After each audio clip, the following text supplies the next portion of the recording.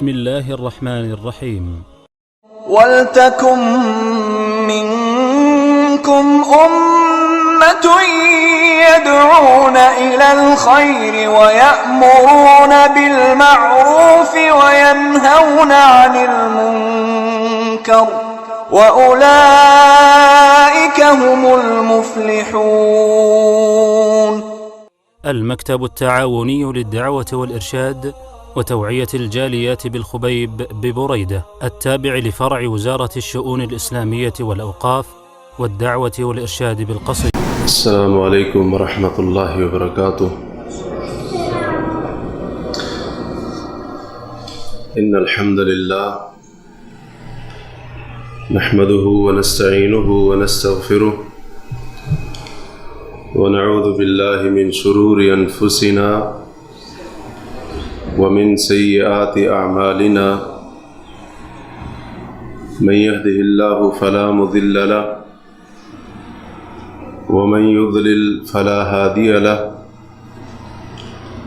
أشهد أن لا إله إلا الله وحده لا شريك له، وأشهد أن محمدا عبده ورسوله، أرسله إلى الناس كافة بشيرا ونذيرا وداعيا إلى الله بإذنه وسراجا منيرا. اللهم صل على محمد وعلى آل محمد كما صليت على إبراهيم وعلى آل إبراهيم إنك حميد مجيد. اللهم بارك على محمد وعلى آل محمد كما باركت على إبراهيم وعلى آل إبراهيم إنك حميد مجيد. سبحانك لا علم لنا إلا ما علمتنا إنك أنت العليم الحكيم. رب اشرح لي صدري ويسر لي أمري واحلل عقدة من لساني يفقه قولي. ربي أعوذ بك من همزات الشياطين وأعوذ بك ربي أن يحضرون.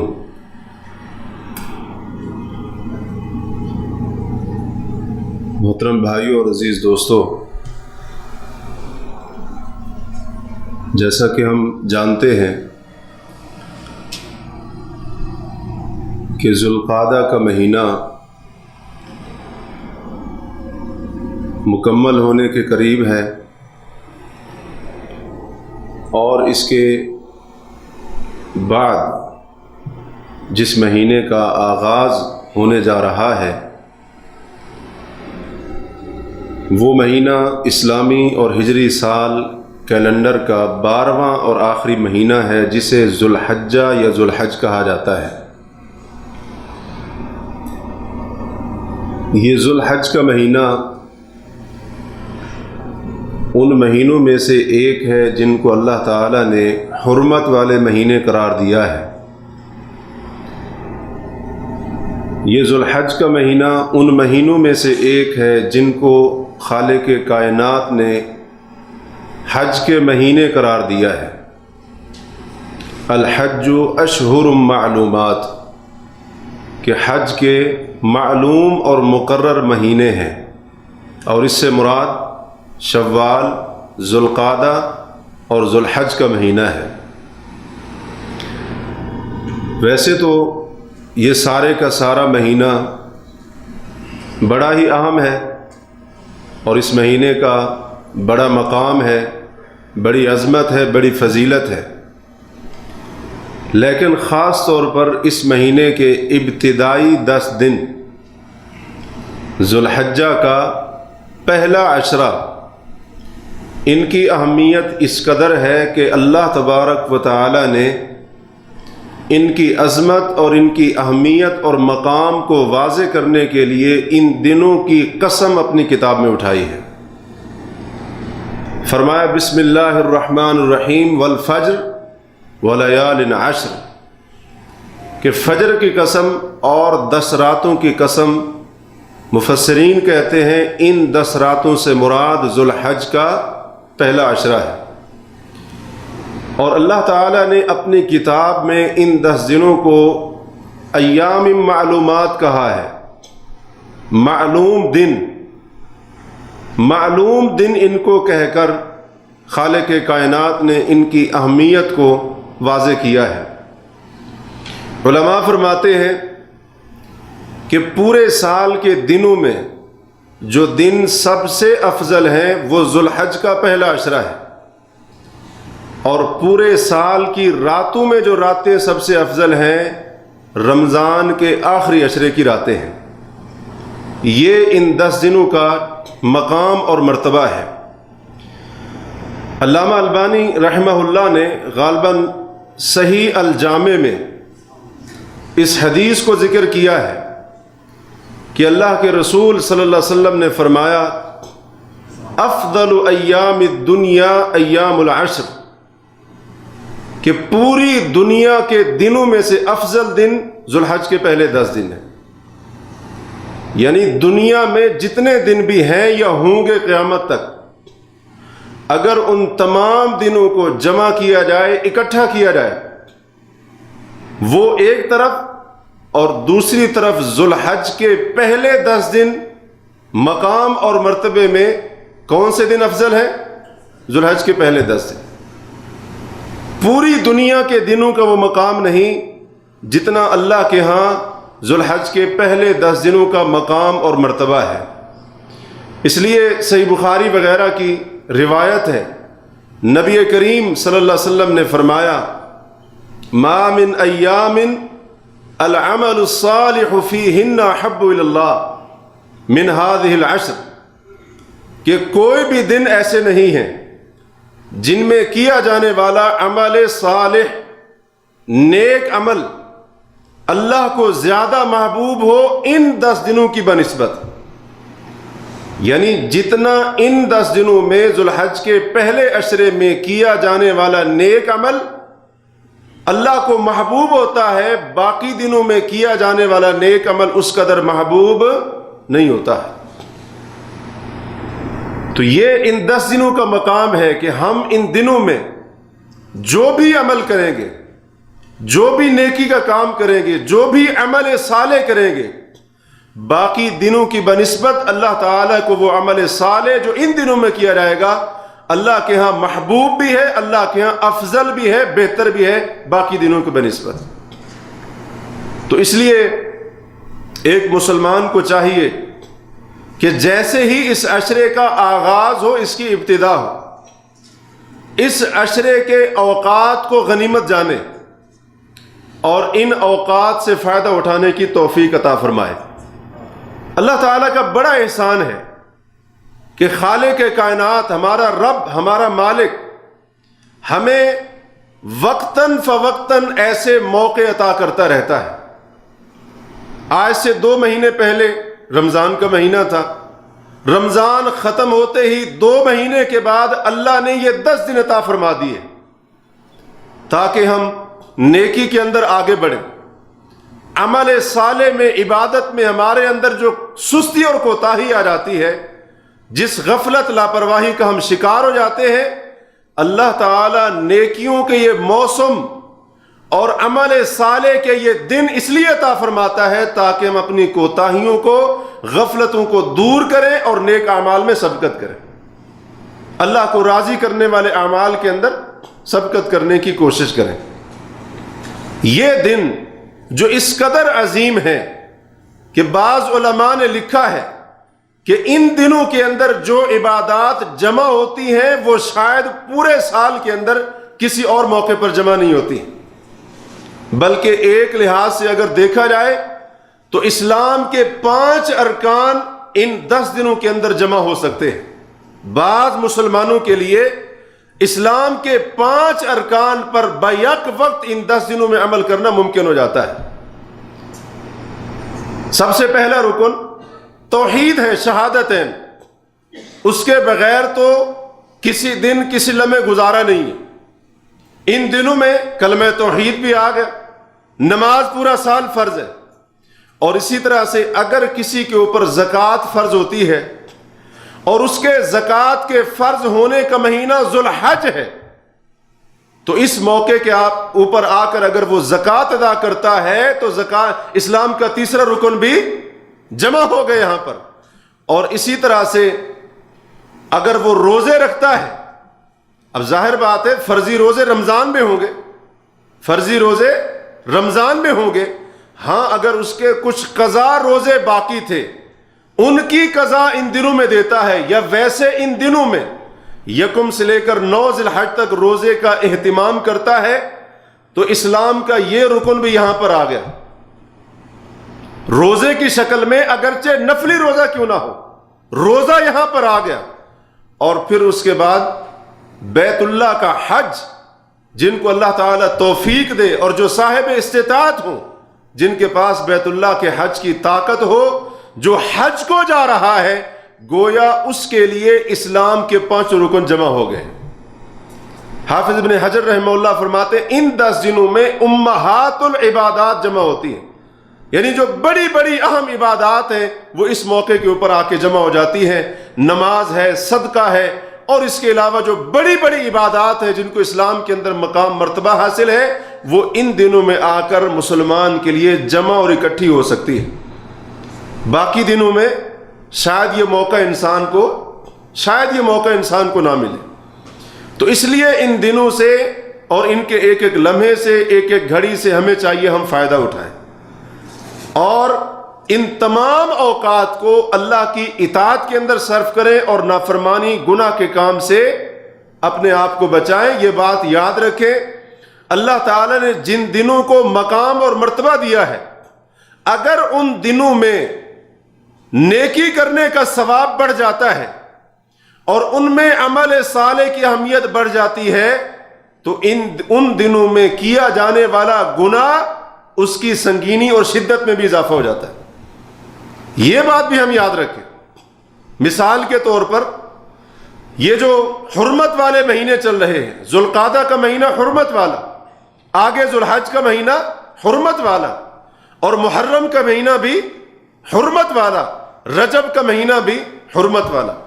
ان 4 مہینوں کو اللہ نے حرمت والا مہینہ قرار دیا. رسول اللہ صلی اللہ علیہ وسلم نے ان کو حرمت والا مہینہ قرار دیا ہے. علماء فرماتے ہیں ان مہینوں کے اندر, حرمت والے ان مہینوں کے اندر اگر کوئی اچھا کام کریں گے تو اس اچھے کام کے ثواب میں اضافہ ہو جائے گا. اسی طرح سے اگر کوئی برا کام کریں گے تو اس کے گناہ میں, اس کی سنگینی میں اضافہ ہو جائے گا. حرمت والے مہینوں میں جھوٹ بولنا باقی مہینوں کی بنسبت زیادہ سنگین اور بڑا جرم ہے اللہ کے. حرمت والے مہینوں میں کوئی اور گناہ کا کام کرنا باقی مہینوں کی بنسبت اللہ تعالیٰ کے ہاں زیادہ سنگین جرم ہے. تو یہ بات بھی ہم یاد رکھیں, ہم جہاں پر نیکی اور اطاعت عمل صالح میں آگے بڑھنے کی کوشش کریں وہیں پر ان فضیلت والے ایام میں, عظمت والے ان دنوں میں اپنے آپ کو گناہوں سے, نافرمانیوں سے بھی بچائیں. اس عشرے کے اندر جو کام کرنے چاہیے علماء نے بہت کچھ لکھا ہے. مختصراً یہ کہ سب سے پہلی چیز حدیث ہم نے سنی, بندے کو چاہیے کہ جو بھی نیکی کر سکتا ہے ان 10 دنوں کے اندر وہ نیک عمل کرنے کی کوشش کرے. ان 10 دنوں کے اندر کیا جانے والا نیک عمل اللہ کو باقی دنوں کی بنسبت بڑا محبوب ہوتا ہے. حدیث ابھی ہم نے سنی. کوئی بھی نیک عمل, کوئی بھی نیکی کرنے کا موقع ملتا ہے, چاہے ہماری نگاہ میں وہ چھوٹی ہو یا بڑی ہو, کوئی بھی عبادت, اچھا کام جو ہماری نظر میں چھوٹا ہو یا بڑا ہو, ہمیں چاہیے کہ جب بھی ہمیں, جس وقت بھی ان دنوں میں اور عموماً ویسے بھی جب بھی ہمیں نیکی کرنے کا موقع ملے ہم اس نیکی سے اپنے آپ کو محروم نہ رکھیں. رسول اللہ صلی اللہ علیہ وسلم کا فرمان آپ نے کئی بار سنا ہوگا, لا تحقرن من المعروف شیئا, کسی نیکی کو بھی ہرگز حقیر نہ سمجھو. ہو سکتا ہے وہ نیک عمل ہمارے ہاں چھوٹا ہو, ہماری نگاہ میں حقیر ہو, لیکن اللہ کے اس کا ثواب بہت بڑا. چاہے وہ خندہ پیشانی ہے, لوگوں کے ساتھ حسن سلوک اس کے ساتھ پیش آنا ہے, نرم رویہ اختیار کرنا ہے، اچھے انداز سے، نرم انداز سے، نرم لہجے سے بات کرنا ہے، ضرورت مندوں کی مدد کرنا ہے، کسی کا تعاون کرنا ہے، کسی کو کھانا کھلانا ہے. یہ ساری کی ساری چیزیں نیک اعمال ہیں جن کو عام طور پر ہم حقیر سمجھتے ہیں، معمولی سمجھتے ہیں اور نظر انداز کر دیتے ہیں.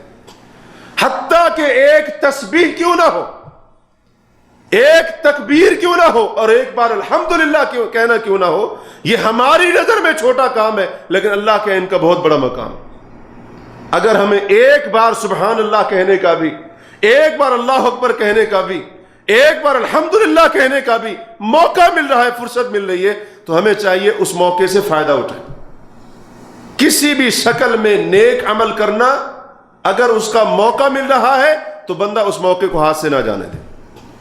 اور دوسری چیز جو ان دنوں کے اندر خاص طور پر اس کا اہتمام کرنا چاہیے، وہ ہے اللہ تعالی کا ذکر کرنا. اللہ تبارک و تعالی نے قرآن کریم میں حکم دیا ہے، فرمایا کہ معلوم دنوں میں اللہ کا ذکر کرو، معلوم دنوں میں اللہ کا ذکر کرو. اور معلوم دنوں سے مراد تھوڑی دیر پہلے ہم نے سنا، مفسرین کہتے ہیں معلوم دنوں سے مراد ذو الحج کے پہلے 10 دن. تو عشرہ ذو الحجہ میں اللہ تعالیٰ اپنی کتاب میں ہمیں اپنا ذکر کرنے کا حکم دے رہا ہے. اور ذکر سے مراد ایک تو عام ذکر ہے، اور دوسرا ذکر یہ ہے کہ جیسے بعض کاموں یا جگہوں کے ساتھ جو اذکار متعلق ہیں ان کا انسان خاص طور پر اہتمام کرے. کھانا کھانے سے پہلے کا ذکر، کھانا کھانے کے بعد کا ذکر، بیت الخلاء جانے سے پہلے، فارغ ہونے کے بعد، مسجد داخل ہوتے ہوئے، مسجد سے نکلتے ہوئے، گھر میں آتے ہوئے، گھر سے جاتے ہوئے.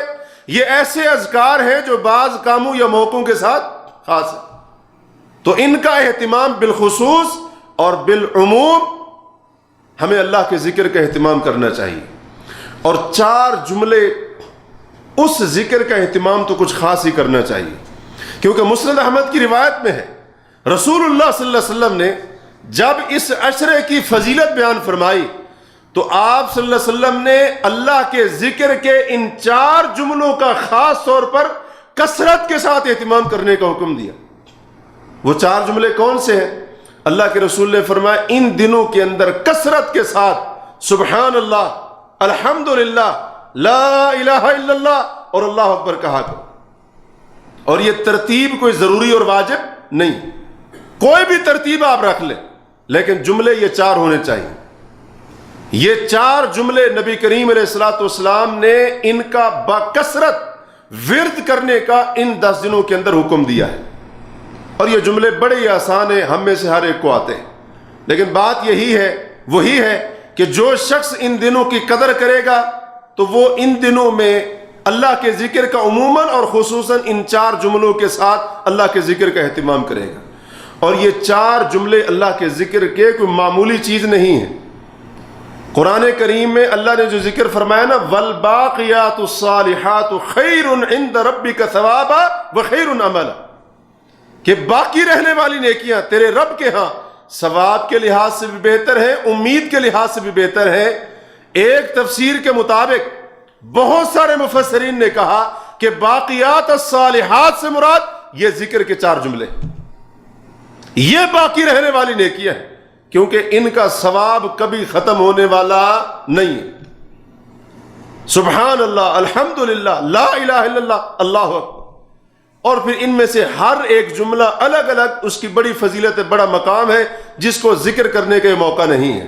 یہ 4 جملے اللہ کے ذکر کے ایسے عظیم ہیں اللہ تعالیٰ کے ہاں کہ دنیا میں جتنی بھی باتیں ہیں اللہ تبارک و تعالیٰ ان 4 کلموں کے ساتھ سب سے زیادہ محبت کرتا ہے.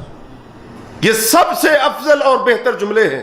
اور اسی طرح سے یہ وہ جملے ہیں جن کے بارے میں صحیح مسلم میں اللہ کے رسول کا فرمان موجود ہے.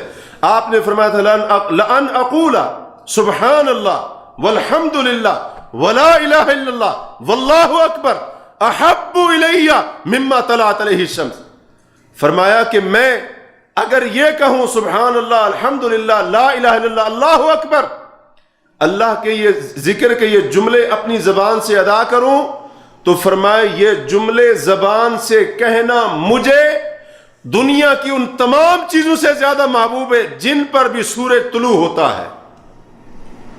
کن چیزوں پر سورج طلوع ہوتا ہے؟ کن چیزوں پر سورج کی روشنی پڑتی ہے؟ پوری دنیا کے اوپر۔ دوسرے لفظوں میں یوں کہہ لیں، اللہ کے رسول صلی اللہ علیہ وسلم فرما رہے ہیں کہ یہ 4 جملے مجھے دنیا و ما فیہا سے زیادہ محبوب ہے۔ دنیا و ما فیہا سے زیادہ قدر و قیمت اللہ تعالیٰ کے نزدیک ذکر کے ان 4 جملوں کی ہے۔ اور بھی بہت ساری اس کی فضیلتیں، ہم اس کی طرف نہیں جانا چاہتے۔ اور اسی طرح سے ذکر کی ایک خاص کیفیت جو ان دنوں میں ہونی چاہیے اور اس کا اہتمام کیا جانا چاہیے، وہ ہے کثرت کے ساتھ تکبیرات کہنا۔ اللہ اکبر، اللہ اکبر، لا الہ الا اللہ، واللہ اکبر، اللہ اکبر وللہ الحمد۔ یہ سب سے مشہور صیغہ تکبیروں کا، اور بعض روایات میں شروع میں 3 مرتبہ اللہ اکبر بھی ہے، اور بعض صحابہ کے بارے میں آتا ہے کہ وہ اس طرح بھی کہتے تھے اللہ اکبر کبیرہ والحمد للہ کثیرہ وسبحان اللہ بکرۃ واصیلہ۔ اللہ کی تکبیر اور بڑائی کا اہتمام بکثرت ان دنوں کے اندر ہونا چاہیے، لیکن ہم لوگ جیسے باقی چیزوں سے غافل ہیں ویسے ہم ان تکبیرات سے بھی غافل ہو جاتے ہیں۔ حالانکہ سلف صالحین کا ہم عمل دیکھیں، اس قدر وہ ان کا اہتمام کرتے تھے۔ امام بخاری رحمہ اللہ صحیح بخاری میں حضرت عبداللہ بن عمر اور حضرت ابو ہریرہ رضی اللہ عنہ، ان 2 صحابہ کا عمل نقل کرتے ہیں۔ کہتے ہیں کہ جیسے ذو الحج کا عشرہ داخل ہوتا تو یہ 2 صحابہ کرام رضی اللہ عنہما بازار کی طرف چلے جاتے اور وہاں جا کر بلند آواز سے تکبیریں کہتے، حتیٰ کہ بازار کے لوگ ان کی تکبیروں کے ساتھ تکبیریں کہنے لگ جاتے۔ یعنی پورا بازار اللہ اکبر، اللہ اکبر، لا الہ الا اللہ، واللہ اکبر، اللہ اکبر وللہ الحمد ان آوازوں سے گونج رہا ہوتا تھا۔ یہ 2 عظیم صحابہ کا عمل رہا ہے ان 10 دنوں کے اندر۔ اور جس تکبیر کا ہم ذکر کر رہے ہیں، ان دنوں میں جو کہی جانے والی تکبیر ہے، علماء کہتے ہیں اس کی 2 قسمیں ہیں۔ ایک تکبیر ہے تکبیر مطلق۔ تکبیر مطلق کا معنی یہ ہے کہ آپ گھر میں ہیں، بازار میں ہیں، دکان پر ہیں، یا اپنے روم میں ہیں، مسجد میں ہیں، مسجد سے باہر ہیں، اٹھتے بیٹھتے چلتے پھرتے جہاں جہاں اللہ کا ذکر ہو سکتا ہو، جس جگہ پر اللہ کا ذکر کرنا ممکن ہو، وہاں پر علماء کہتے ہیں بکثرت ان تکبیرات کا بلند آواز سے اہتمام کیا جائے۔ یہ ہے تکبیر مطلق، دوسرے لفظوں میں جس کو تکبیر عام بھی کہا جا سکتا ہے۔ اور دوسری ہے تکبیر مقید یا تکبیر خاص۔ اس کا معنی یہ ہے کہ ویسے تو تکبیرات کا اہتمام کیا جائے گا، لیکن تکبیر مقید یہ ہے کہ فرض نمازوں کے فوراً بعد خاص طور پر ان کا اہتمام کیا جائے گا۔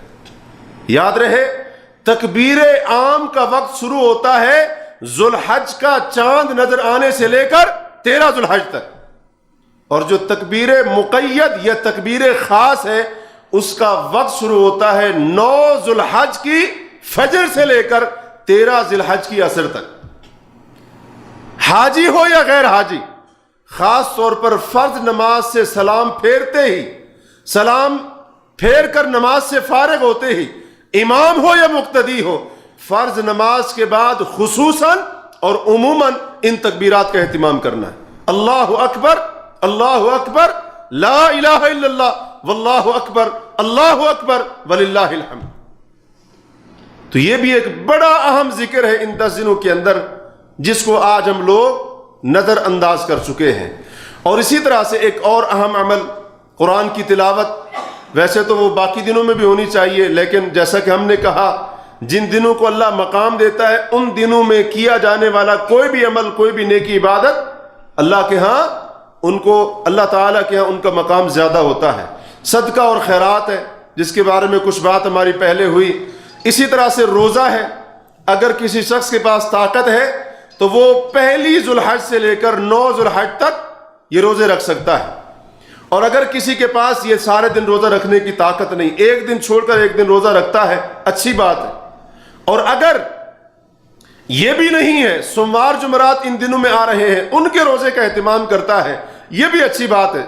اور اگر یہ سب کچھ نہیں تو کم از کم ایک روزے کا اہتمام کرنا چاہیے۔ کون سا روزہ؟ 9 ذوالحج کا روزہ۔ صحیح مسلم کی روایت ہے، نبی کریم علیہ الصلوۃ والسلام سے پوچھا گیا اس کی فضیلت کے بارے میں، تو آپ علیہ الصلوۃ والسلام نے فرمایا مجھے اللہ کی ذات سے امید ہے کہ 9 ذوالحج کا روزہ 1 سال گزشتہ اور 1 سال آئندہ یعنی 2 سال کے گناہوں کو مٹا دے گا۔ اللہ تعالیٰ اس کی وجہ سے 2 سال کے گناہوں کو ختم کر دیتا ہے۔ اللہ کا فضل دیکھیں، اللہ کی رحمت دیکھیں۔ بعض لوگ کہتے ہیں جی کاش ہم بھی حج پر جاتے۔ وہ اللہ کے بندو، اللہ کی رحمت اتنی بڑی ہے، اگر اللہ نے آپ کو حج کی توفیق نہیں دی تو اللہ تبارک و تعالی نے جیسے حاجی کو حج کا موقع دیا اور اسے اجر عظیم حاصل کرنے کا موقع دیا، گناہوں کو بخشوانے کا موقع دیا، خالق کائنات نے آپ کو آپ کے گھر میں بھی گناہوں کو بخشوانے کا موقع دیا۔ کیا یہ روزہ رکھنے کے لیے حاجی بندے کا حرم میں موجود ہونا ضروری ہے؟ نہیں، پاکستان میں، انڈیا میں، امریکہ میں، دنیا کے جس کونے میں اگر مسلمان 9 ذوالحج کا روزہ رکھتا ہے تو اللہ کے رسول کے فرمان کے مطابق اس کے 2 سال کے گناہ معاف ہو جائیں گے، 1 سال پچھلا اور 1 سال آئندہ۔ 1 دن کا روزہ اور بدلے میں تقریباً 720 دن کے گناہ اللہ تعالیٰ معاف کر دے۔ اگر حاجی کو گناہ بخشوانے کا موقع مل رہا ہے تو غیر حاجی کو بھی اللہ نے محروم نہیں رکھا ہے، وہ گھر بیٹھے اپنے ملک، شہر، علاقے میں بیٹھے ہوئے اپنے گناہوں کو بخشوا سکتا ہے۔ 2 سال کے گناہوں کی معاف ہونے کی گارنٹی اللہ کے رسول کی طرف سے ہے، بشرطے کہ 9 ذوالحج کا روزہ رکھ لے۔ اور علماء فرماتے ہیں اگر حاجی کو اللہ تعالی نے موقع دیے ہیں تو غیر حاجی کو بھی محروم نہیں رکھا ہے۔ میدان عرفات میں جب حاجی ٹھہرا ہوتا ہے تو اس مقام پر اللہ تعالیٰ اس کی دعا کو انشاءاللہ قبول کرے گا۔ اور روزے دار کے بارے میں بھی حدیث میں آتا ہے کہ اس کی دعا رد نہیں ہوتی۔ اب ہم یہ کہتے ہیں کاش جی آج 9 ذوالحج کا دن ہے، کاش میں میدان عرفات میں ہوتا، وہاں جا کر دعائیں کرتا۔ بھی آپ روزہ رکھ لیں اور دعا کریں اللہ تعالیٰ سے، اگر حاجی کی وہاں قبول ہو رہی ہے، وہاں اس کے قبولیت کا وعدہ ہے تو انشاءاللہ آپ نے روزہ رکھا ہے، روزے کی حالت میں اللہ سے جو مانگیں گے انشاءاللہ وہ بھی قبول ہوگی۔ اللہ نے کسی کو محروم نہیں رکھا ہے۔ اس کے علاوہ ایک اور اہم کام جو ان دنوں میں کیا جاتا ہے وہ قربانی کا عمل ہے، اور قربانی کی جو اہمیت ہے، اس کی جو فضیلت ہے، اس کا جو مقام ہے، اس کے لیے یقیناً وقت چاہیے اس کے احکام اور مسائل کو بیان کرنے کے لیے، اور وقت اس کی اجازت نہیں دیتا ہے۔ ایک اور اہم کام جو ان دنوں میں کیا جاتا ہے وہ ہے بیت اللہ کا حج کرنا۔ بیت اللہ کا حج کرنا، بیت اللہ کا حج کرنے کی وجہ سے، کیونکہ ان دنوں میں اللہ کے گھر کا حج ہوتا ہے، اس لیے ذوالحج کو ذوالحج یا ذوالحجہ کہا جاتا ہے۔ ویسے تو ذوالقعدہ، شوال بھی حج کا مہینہ ہے، ذوالقعدہ بھی حج کا مہینہ ہے، لیکن اس کی اہمیت کو سمجھیے کہ حج کی وجہ سے ذوالحج کے مہینے کی اہمیت اس قدر زیادہ ہو گئی کہ اس کو نام ہی حج والا دے دیا گیا۔ اس کے نام کے ساتھ ہی حج یا حجہ کا لفظ جوڑ دیا گیا، جس سے معلوم ہوتا ہے کہ اللہ کے گھر کا حج اتنی بڑی عبادت ہے۔ جس مہینے کے اندر حج ہوتا ہے اس مہینے کا نام بھی اسی کے ساتھ رکھ دیا گیا۔ اور پھر حج کوئی عام اور معمولی عبادت نہیں ہے، اسلام کا رکن ہے، اور اسلام کے اندر جتنی عبادات ہیں ان میں سے جو عظیم عبادات ہیں ان میں سے ایک عظیم عبادت حج کو حاصل ہے۔ اور پھر بعض تو ایسے فضائل ہیں حج کے کہ کلمے اور نماز کے بعد شاید وہ فضیلت اور مقام کسی اور اسلام کے رکن کو بھی حاصل نہ ہو، شاید وہ فضیلت اسلام کے کسی اور رکن کو بھی حاصل نہ ہو۔ تو حج کے بہت سارے فضائل ہیں، بہت سارے اس کے مناقب ہیں۔ حج کے فضائل میں سے ایک فضیلت یہ بھی ہے کہ جب رسول کریم صلی اللہ علیہ وسلم سے افضل اعمال کے بارے میں سوال کیا گیا، جیسا کہ بخاری اور مسلم کی روایت ہے، حضرت ابو ہریرہ اس کے راوی ہیں، اللہ کے رسول سے پوچھا گیا ای العمل افضل، کون سا عمل افضل ہے؟ اور بعض روایتوں میں ای الاعمال افضل، کس اعمال میں سے کون سا عمل افضل ہے، تمام اعمال میں سے کون سا عمل افضل ہے؟ تو رسول اللہ صلی اللہ علیہ وسلم نے فرمایا ایمان باللہ ورسولہ، اللہ اور اس کے رسول پر ایمان لانا۔ حضرت ابو ہریرہ کہتے ہیں پھر پوچھا گیا، سوال کیا گیا اس کے بعد کون سا عمل ہے؟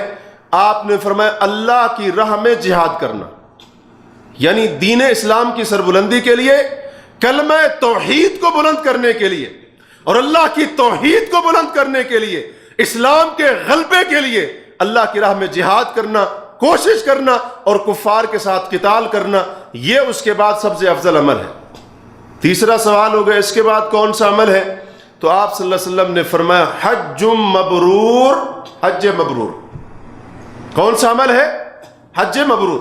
تو غور کریں، اللہ کے رسول سے سوال ہو رہا ہے افضل اعمال کے بارے میں، تو نبی علیہ الصلوۃ والسلام نے تیسرے نمبر پر حج مبرور کا ذکر فرمایا۔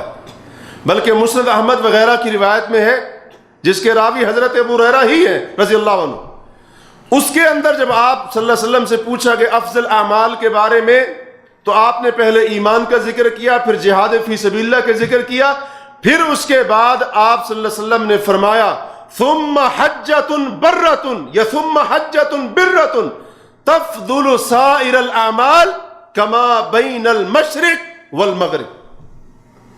فرمایا اس کے بعد یعنی ایمان جہاد کے بعد حج مبرور کی فضیلت باقی اعمال کے اوپر اس قدر ہے جیسے مشرق اور مغرب کے درمیان فاصلہ اور مسافت ہے۔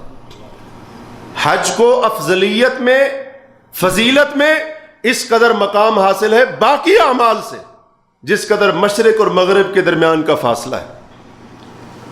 آپ نے غور کیا ہوگا کہ نبی کریم علیہ الصلوۃ والسلام نے ان دو حدیثوں میں صرف حج کا ذکر کیا یا حج مبرور کا؟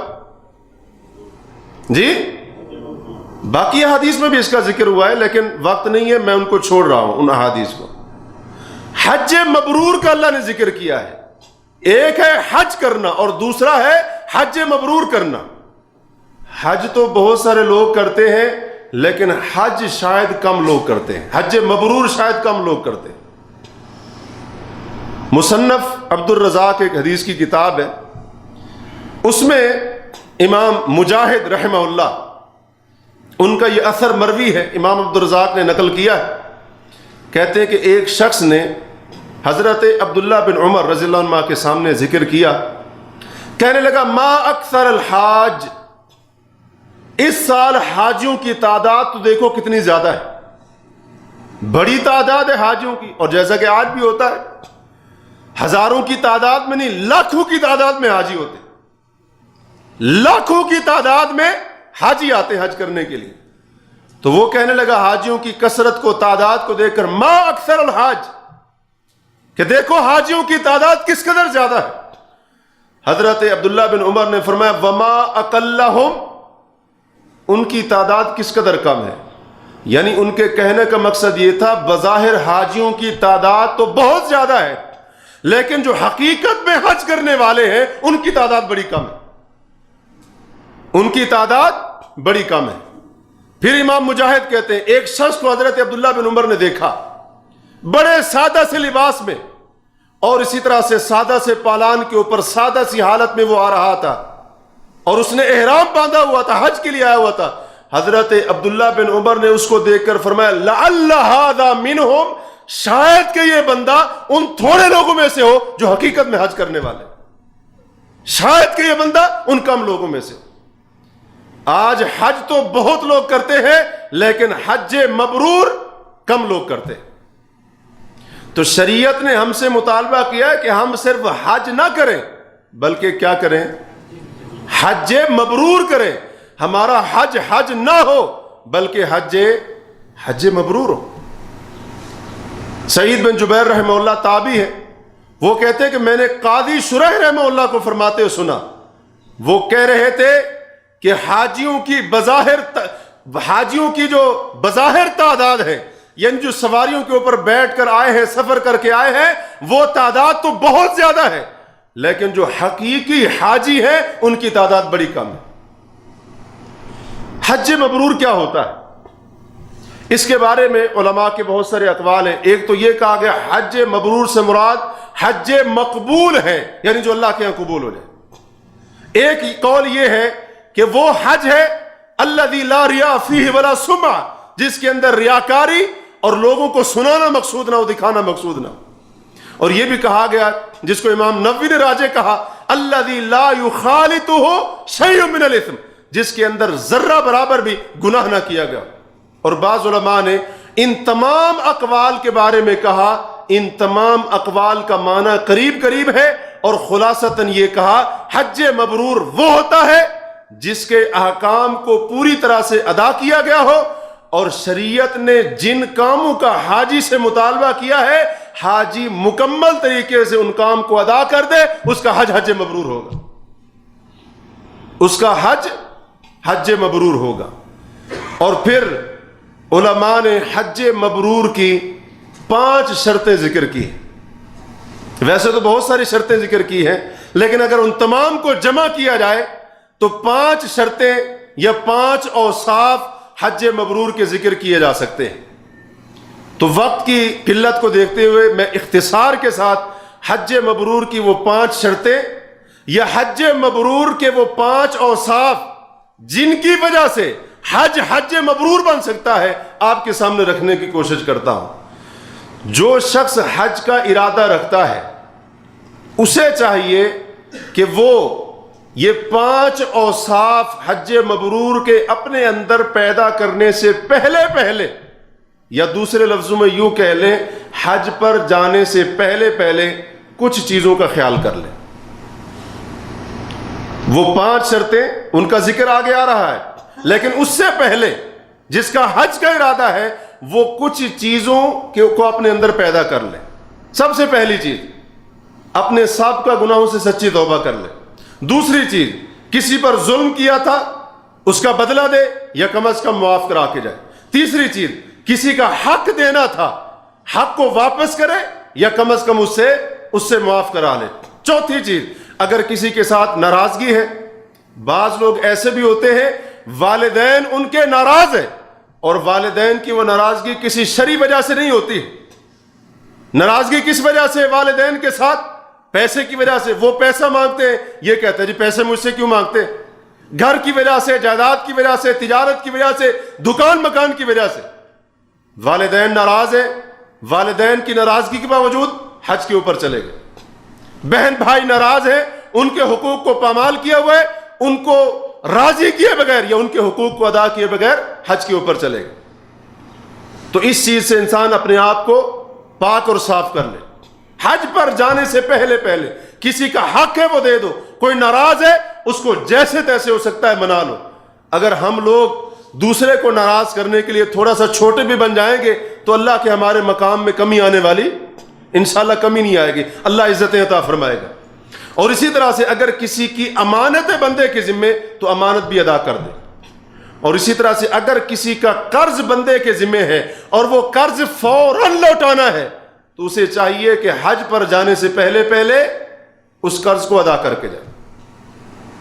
جس قرض کا فوری مطالبہ کیا جا رہا ہے اس قرض کو ادا کر کے جائے. ہاں جو قرض قسطوں میں ہے یا بعد میں دینا ہے، مثلا سال 2 سال 3 سال کے بعد، مانگنے والے کو کوئی جلدی نہیں ہے تو اس قرض کو فوراً نہ دینے میں کوئی حرج انشاءاللہ نہیں ہے.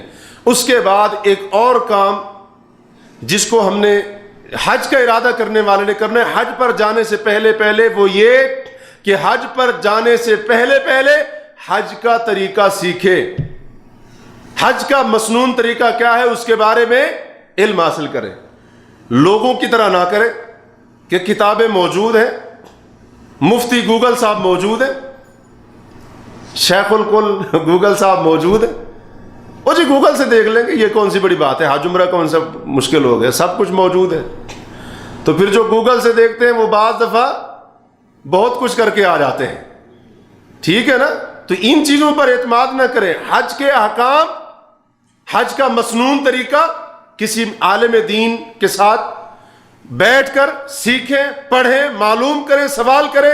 اور کوئی مفید اور مناسب کتاب ہے، خاص طور پر بڑے علماء میں سے کسی بڑے عالم کی کتاب ہے حج کے طریقے سے متعلق، تو اس کو کم از کم ایک بار انسان اچھی طرح سے حج پر جانے سے پہلے پڑھ لے۔ اس کے اندر لوگ بڑی کوتاہی کرتے ہیں، کہتے ہیں ابھی کون سا حج پر جا رہے ہیں، جب جائیں گے دیکھی جائے گی۔ اس طرح سے نہیں ہونا چاہیے۔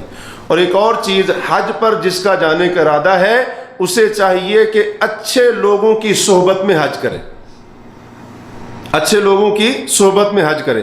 اور اگر کسی کو میسر ہو تو کسی عالم دین کے ساتھ، کسی نیک بندے کے ساتھ، اور جو دین کا داعی ہے، دین کا علم رکھنے والا ہے، اس کی صحبت اختیار کرے، تاکہ اس کو کم از کم یہ فائدہ تو ہو کہ قدم قدم پر وہ عالم دین اس کی حج کے معاملات میں رہنمائی کر سکے۔ اب ایسے دوستوں کی صحبت تو نہ ہو جو اپنا حج بھی خراب کر رہے ہیں، دوسروں کا بھی خراب کر رہے ہیں۔ تو یہ تو تھیں ابتدائی باتیں۔ اگر کوئی شخص اپنے حج کو حج مبرور صحیح معنوں میں بنانا چاہتا ہے، اور وہ چاہتا ہے میرا حج اللہ کے ہاں واقعتاً قبول ہو جائے، تو حج پر جانے سے پہلے وہ ان چیزوں کا اہتمام کر لے۔ اب آتے ہیں ہم حج مبرور کے اوصاف یا حج مبرور کی شرائط کی طرف۔ جیسا کہ میں نے آپ کو بتایا، علماء نے 5 چیزیں ذکر کی ہیں۔ جس بندے کے اندر یہ 5 چیزیں ہوں گی اور وہ ان کا اہتمام کرے گا، اس کا حج انشاءاللہ حج مبرور ہوگا۔ اور اگر ایک چیز کے اندر بھی کمی اور کوتاہی رہ گئی تو اس کا حج مبرور، علماء کہتے ہیں اس کا حج مبرور نہیں ہوگا، اس کا حج مبرور نہیں ہوگا۔ پہلی چیز اخلاص۔ اخلاص کا معنی ہوتا ہے خالص کرنا، اور اخلاص میں بنیادی چیز عقیدہ توحید داخل۔ اب یہ تو نہ ہو کہ حاجی صاحب حج کرنے کے لیے جا رہے ہیں اور جیسا یقین، جیسا توکل، جیسا اعتماد اللہ کی ذات پر دل میں ہونا چاہیے تھا، ویسا توکل یقین کسی بابے کے اوپر، کسی مزار اور قبر والے کے اوپر۔ اس کا عقیدہ خالص ہے جی؟ اس کی توحید خالص ہے؟ اس کا ایمان خالص ہے؟ نہیں، اس کا ایمان خالص نہیں۔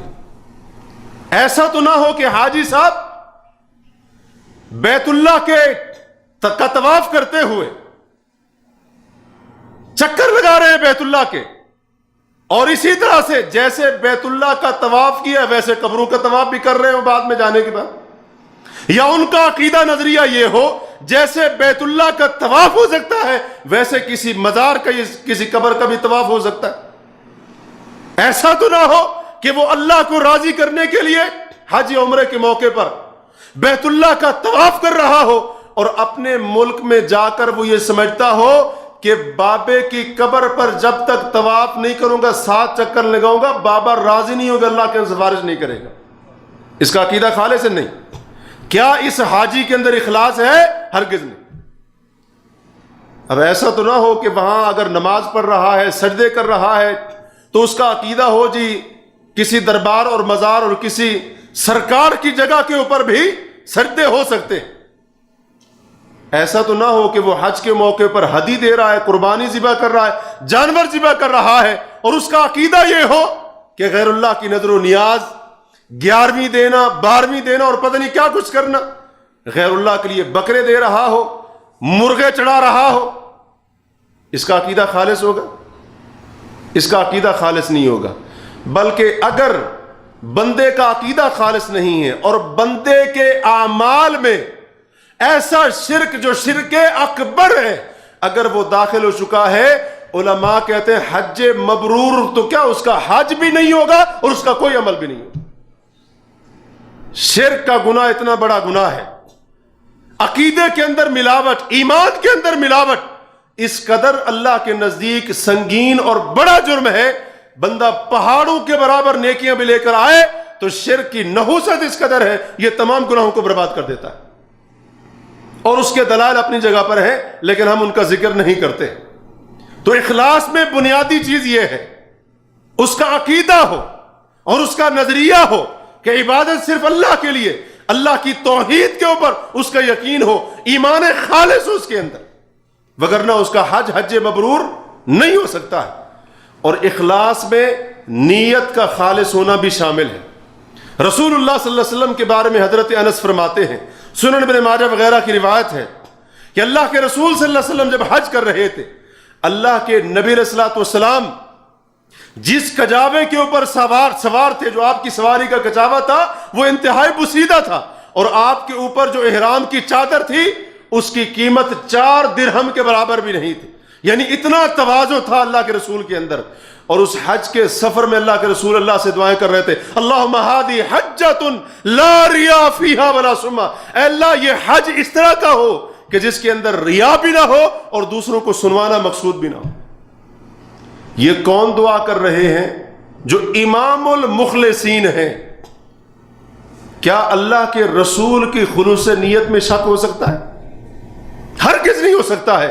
لیکن اللہ کے رسول بھی جب سفر حج کو جا رہے ہیں اللہ سے یہ دعا کر رہے ہیں، یا اللہ میرے اس حج کو، اپنے نبی کے حج کو ایسا حج بنا دے جس کے اندر کوئی دکھاوا نہ ہو، ولا سمعت، اور کوئی ایسی چیز نہ ہو کہ لوگ سنیں گے تو واہ واہ کہیں گے.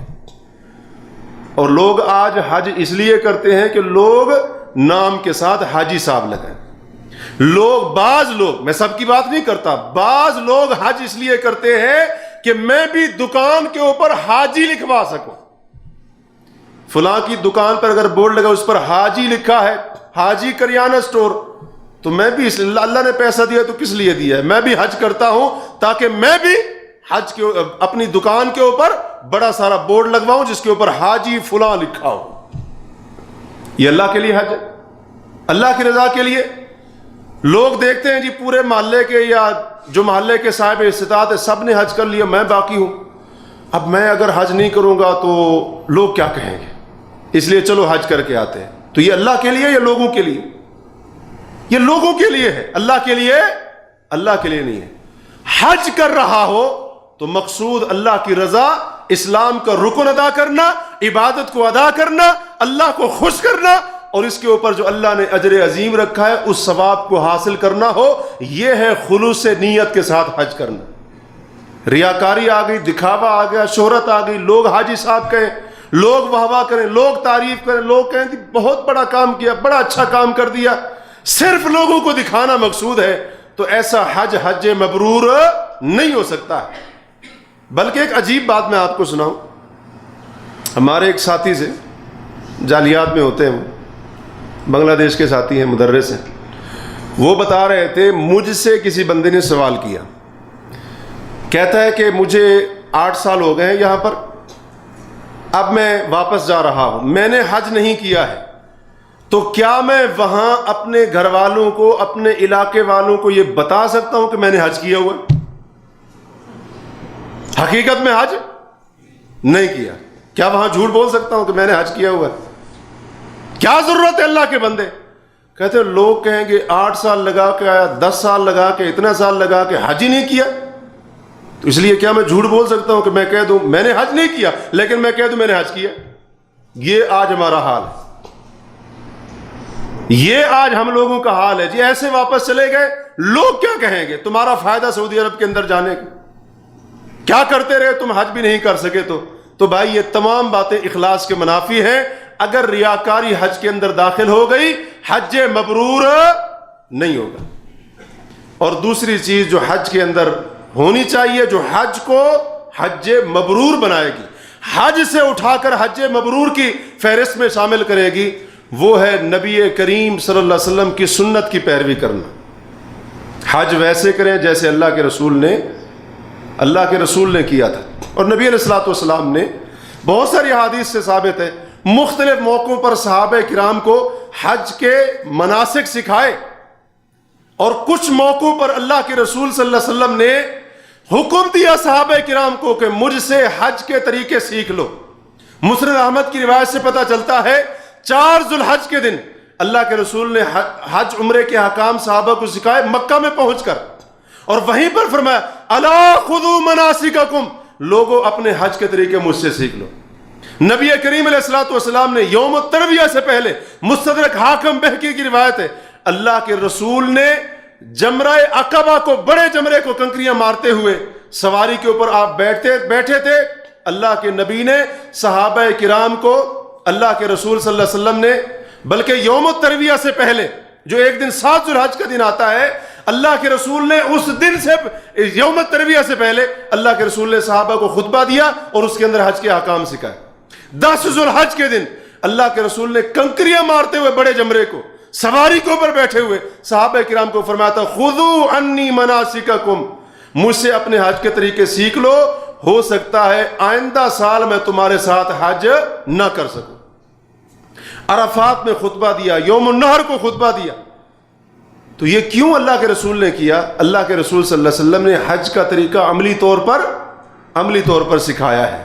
تو نبی کریم علیہ الصلوۃ والسلام کی سنت کی پیروی کی جائے ہر معاملے کے اندر، الا یہ کہ حج کا کوئی مسنون کام ہے اور انتظامی معاملات ہیں، رش یا بھیڑ کا معاملہ ہے، بندے سے ادا نہیں ہو سکا تو انشاءاللہ اس کے اوپر کوئی حرج نہیں ہے۔ وگرنہ جان بوجھ کر یہ سوچنا جی ہے تو سنت کام، مسنون کام ہے، کون سا اس کے چھوڑنے سے دم واجب آئے گا؟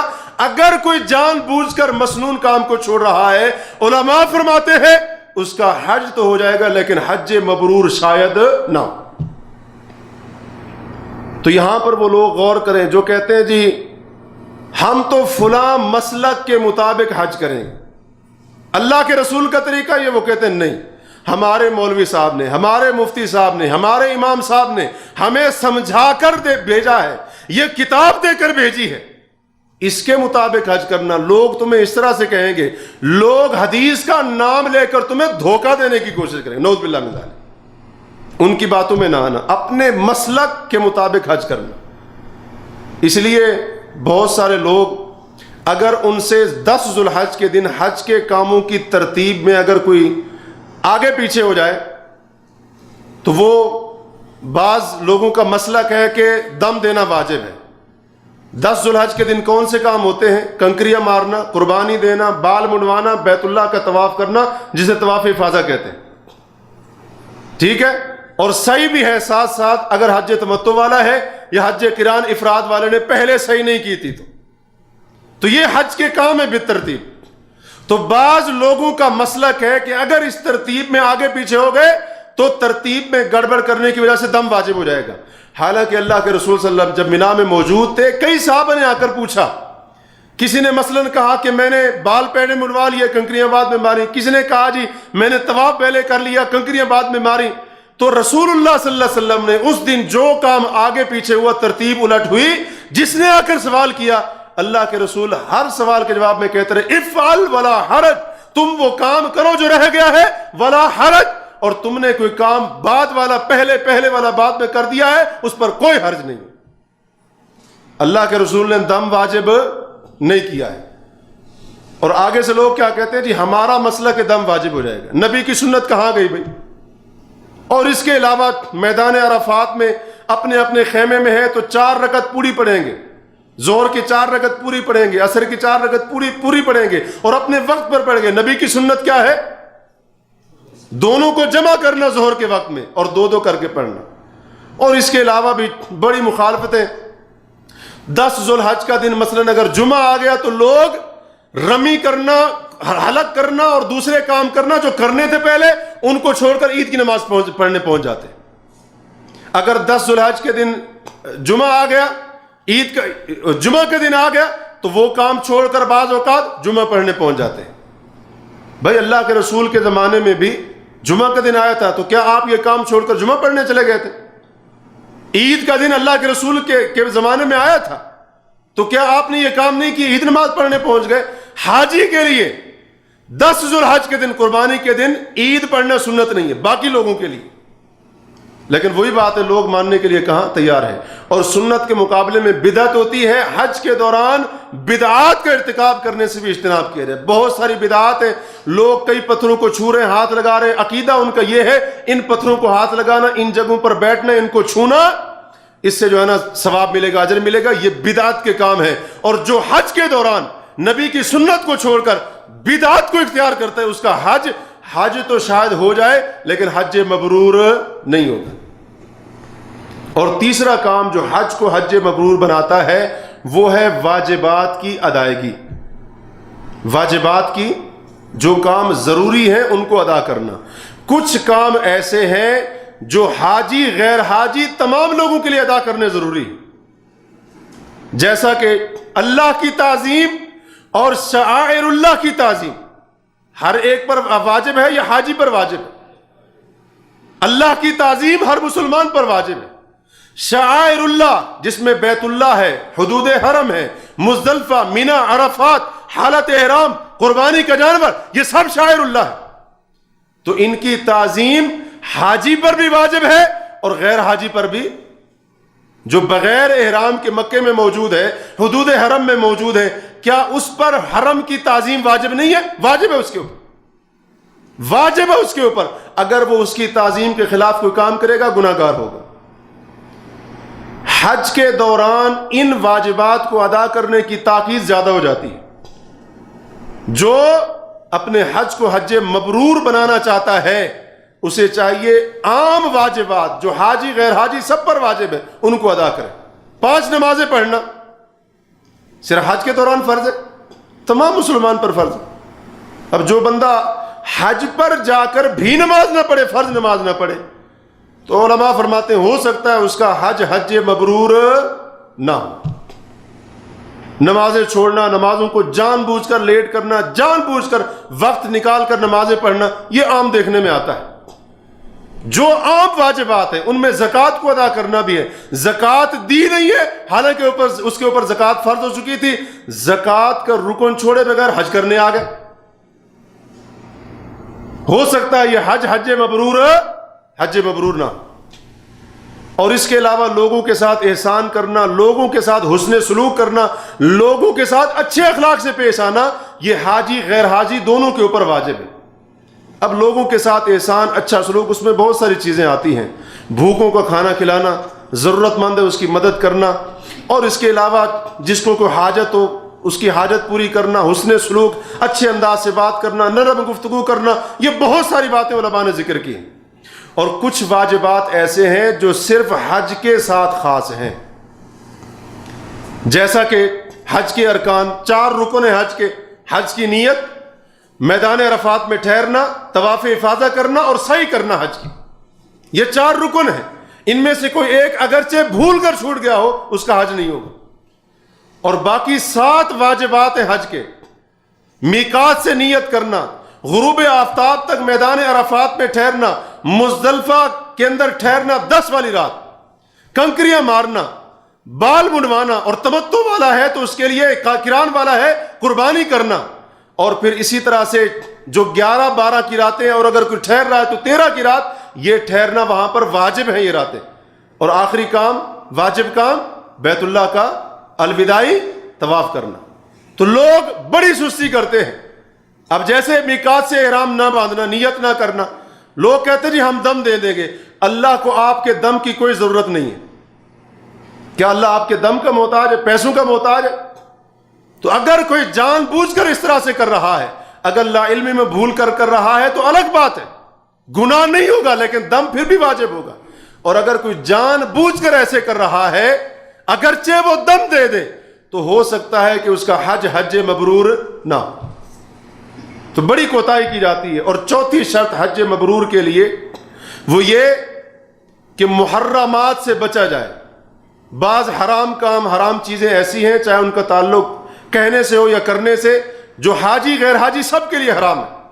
نظر کا غلط استعمال، جھوٹ بولنا، گالی دینا، غیبت کرنا، چغلی کرنا، لوگوں کا مذاق اڑانا، لعنت بھیجنا لوگوں کے اوپر. تو یہ ایسی باتیں ہیں جو حاجی غیر حاجی سب کے لیے حرام ہے. لوگوں کو دھکے مارنا، تکلیف پہنچانا مسلمانوں کو، یہ سب کے لیے حرام ہے. لیکن حج کے دوران ان کی حرمت اور ان کے حرام ہونے کی تاکید بڑھ جاتی.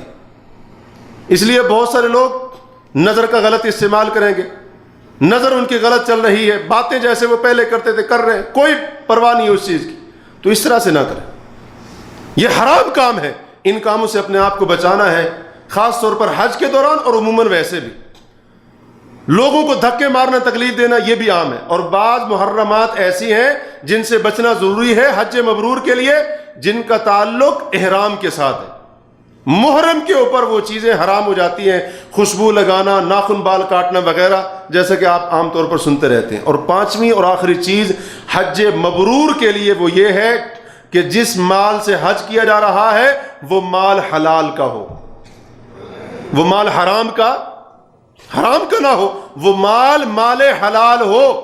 اور اگر کوئی حرام کے پیسے سے حج کر رہا ہے اس کا حج علماء کہتے ہیں حج مبرور نہیں ہوگا۔ نبی علیہ الصلوۃ والسلام کا فرمان ہے ان اللہ تعالی طیب لا يقبل الا طیبا، بے شک اللہ پاک ہے اور صرف پاک کو ہی قبول کرتا ہے۔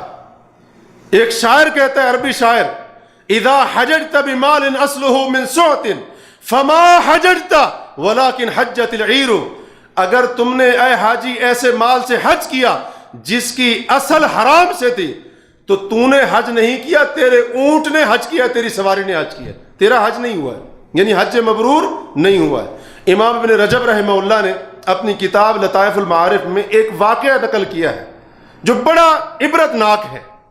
کہتے ہیں کہ ایک بندہ مکے کے راستے میں فوت ہو گیا، لوگوں نے قبر کھودی، اس کو دفنا دیا۔ وہ جو قبر کھودنے کا آلہ تھا، کلہاڑا یا کدال جو بھی چیز تھی، وہ قبر کے اندر بھول گئے، نکالنا ان کو یاد نہیں رہا۔ بعد میں ان کو یاد ہے، انہوں نے قبر کی مٹی ہٹائی اس کلہاڑے یا کدال کو نکالنے کے لیے، تو کیا دیکھتے ہیں؟ اس کی گردن، اس کا سر، وہ جو کدال یا کلہاڑے کا جو حلقہ تھا، لوہے کا جو حلقہ تھا، اس کے اندر گھسا ہوا ہے۔ وہ کتنا چھوٹا ہوتا ہے، اس کے اندر اس کی گردن بھی، اس کا سر بھی گھسا ہوا ہے۔ تو وہ ڈر گئے، اس کے گھر والوں کی طرف رجوع کیا، جا کر پوچھا یہ کون سا ایسا کام کرتا تھا؟ تو اس کے گھر والوں نے بتایا ایک بار یہ کسی کے ساتھ سفر کر رہا تھا، اس نے اس بندے کا مال چوری کر لیا، چوری شدہ مال سے حج بھی کرتا تھا، جہاد بھی کرتا تھا۔ تو دیکھیں قبر کے اندر اس کے ساتھ کیا ہوا۔ بعض لوگ سود لیں گے، رشوت لیں گے، اور اسی طرح سے ہیرا پھیری، دھوکہ فراڈ، پیسہ اکٹھا کیا، چلو جی حج کرتے۔ تو اللہ تبارک و تعالیٰ کو آپ کے حج کی، آپ کے اس حرام پیسے کی ضرورت نہیں ہے۔ حج مبرور اگر بنانا ہے تو پھر مال حلال سے وہ حج ہوگا، وہ حج اللہ تعالیٰ کے مبرور ہوگا، مقبول ہوگا۔ تو جو بندہ ان شرائط کو سامنے رکھ کر حج کرتا ہے اور اس کا حج حج مبرور ہوتا ہے، ان اوصاف کے مطابق ہوتا ہے، ان شرائط کی پابندی کرتے ہوئے جو حج کرے گا، اسی بندے کا حج اس کے لیے گناہوں کا کفارہ بنے گا۔ اسی کے لیے خوشخبری ہے کہ وہ گناہوں سے ایسے پاک ہوگا جیسے ماں کے پیٹ سے آج جنم لیا ہو، اور جو حج ایسے کرے گا جیسے حج مبرور کرنے کا حق بنتا ہے۔ نبی علیہ الصلوۃ والسلام کا فرمان ہے والحج المبرور لیس لہ جزاء الا الجنہ، حج مبرور کی جزا اور بدلہ اللہ نے جنت کے سوا کچھ رکھا ہی نہیں۔ لیکن شرط یہ ہے کہ حج صرف حج نہ ہو بلکہ حج مبرور ہو۔ تو جس حج کا بدلہ اور جس کی جزا اور جس کا ثواب اللہ نے جنت کو بنا رکھا ہے، وہ حج حج مبرور ہے۔ تو اس لیے جو حج پر جا رہا ہے اسے چاہیے کہ اپنے حج کو حج مبرور بنائے، اور اس کی علامات بھی علماء نے ذکر کی، لیکن وقت اس کی اجازت نہیں دیتا ہے۔ ایک علامت یہ بھی ذکر کی کہ حج کے بعد اس کی حالت بدل جائے، پہلے گناہ کرتا تھا اب گناہ چھوڑ دے، پہلے بد اخلاق تھا اب اچھا اخلاق اختیار کر لے، وغیرہ وغیرہ۔ تو اللہ تعالیٰ سے دعا ہے اللہ تبارک و تعالیٰ ذوالحج کے ان 10 دنوں سے جو شروع ہونے جا رہے ہیں، ہماری زندگی میں ایک بار پھر آ رہے ہیں، اللہ تعالیٰ ہمیں ان 10 دنوں سے صحیح معنوں میں فائدہ اٹھانے کی توفیق عطا فرمائے، اور جو لوگ حج کا ارادہ کر رہے ہیں اللہ تبارک و تعالیٰ ان کے لیے آسانی فرمائے، ان کی مدد فرمائے، اور ان کو اس عظیم فریضے اور رکن کو ادا کرنے کی توفیق عطا فرمائے۔